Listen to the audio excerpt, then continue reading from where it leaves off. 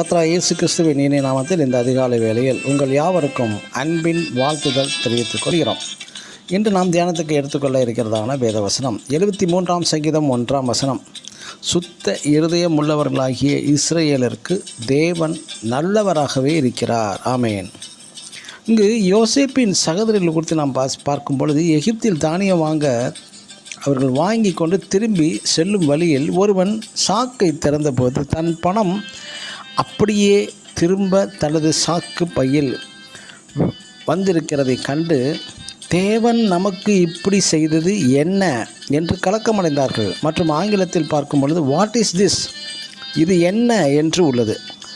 மற்றும் ஒரு உதாரணமாக, வனாந்தரத்தில் இஸ்ரவேலருக்கு தேவன் போஷிக்கும்படி வானத்தின் அப்பத்தை பொழிந்தருளிய போது அவர்கள் ஒருவரை ஒருவர் நோக்கி இது என்ன என்று கேட்டார்கள். யாத்திராகம புஸ்தகம் 16ஆம் அதிகாரம் 15ஆம் வசனத்தில். அதுவே அதற்கு பெயர் உண்டாயிற்று, மன்னா என்று. மன்னா என்பதன் எபிரேய அர்த்தம் இது என்ன. அதேபோல் யோசேப்பின் சகோதரர்கள் அனைவரும் வீட்டிற்கு போய் தானிய சாக்குப்பையை திறந்தபோது சாக்கின் வாயிலே பணப்பையை கண்டு பயந்து பிரச்சனை என்றார்கள்.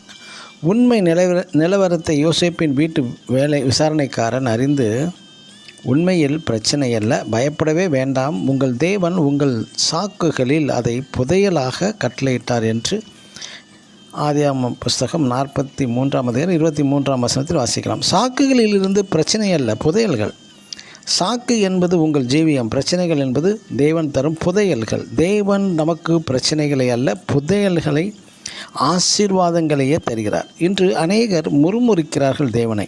தேவன் நமக்கு ஏன் அப்படிப்பட்டதான பிரச்சனைகளை தந்தார் என்று. யோசிப்பு தன் சகோதரர்களுக்கு பிரச்சனைகளை அல்ல, ஆசீர்வாதங்களையே, தீமைக்கும் நன்மை செய்தான். அவர்களின் இருதயம் சுத்த இருதயம் இல்லாமல் இருந்தபடியால் அவர்களது மனக்கண்கள் குருடாய் இருந்தது.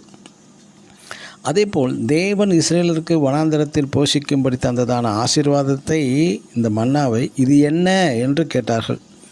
மனக்கண்கள் திறக்கப்படாமல் கேட்ட கேள்விதான் அது. ஆமென். God bless you.